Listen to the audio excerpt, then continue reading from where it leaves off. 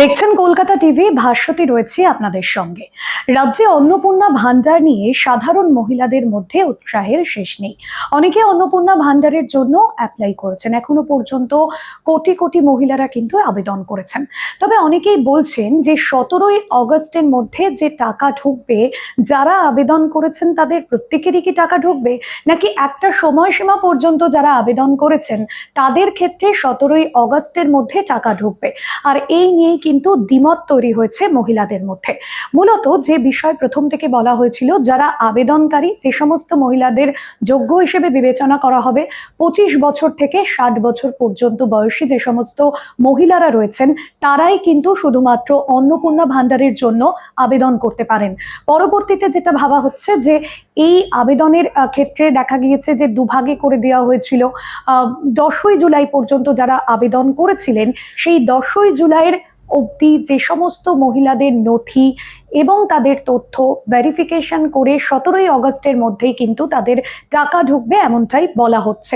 অর্থাৎ 10ই জুলাইয়ের পর থেকে 15ই জুলাই বা 16ই জুলাই যারা আবেদন করেছেন তাদের যে টাকাটা, সেটা কিন্তু এই প্রথম কিস্তির যে টাকাটা ঢুকবে 17ই অগস্ট, তারপর সে তাদের টাকা ঢুকবে, এমনটা কিন্তু জানিয়ে দেওয়া হয়েছে রাজ্য সরকারের তরফে।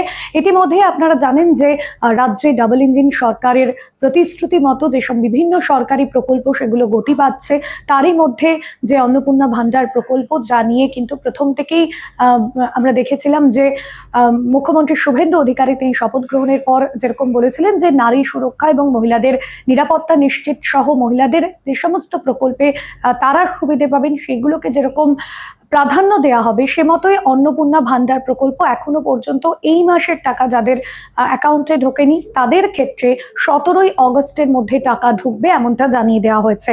অন্যদিকে এখনো পর্যন্ত 2,16,00,000 আবেদনপত্র জমা পড়েছে, সেগুলো ভেরিফাই করে দেখা হচ্ছে।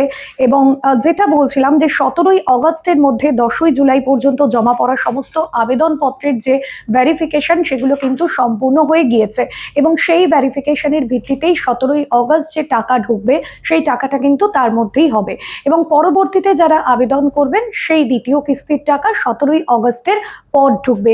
তারা আবেদনকারীরা আদৌ যোগ্য কিনা সেই সমস্ত তথ্য কিন্তু যাচাই করে নেওয়া হবে। পাশাপাশি যে সমস্ত তথ্য আপনারা দিয়েছেন সেই তথ্যগুলো পুঙ্খানুপুঙ্খভাবে খতিয়ে দেখা হবে। আপনার আবেদনে যদি কোনো রকম ত্রুটি থাকে সেই বিষয়টাও কিন্তু দেখা হবে, এমনটাই জানা যাচ্ছে।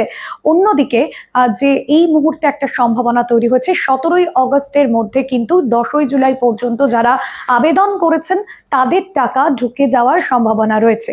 এবার অনেকেই বলছেন যারা 10ই জুলাইয়ের মধ্যে আবেদন করেছেন তারা সকলেই কি টাকা পাবেন? অবশ্যই সেই সমস্ত তথ্য যা আপনারা পেশ করেছেন এই প্রকল্পের সুবিধের জন্য, সেই তথ্য যদি ভেরিফাই হয়, আপনি যদি যোগ্য প্রার্থী হন, তাহলেই কিন্তু আপনি এই যে টাকা সেই টাকা পাবেন, এমনটাই রাজ্য সরকারের পোর্টাল বা বিভিন্ন ক্ষেত্রে বিজ্ঞপ্তিতে জানিয়ে দেওয়া হয়েছে।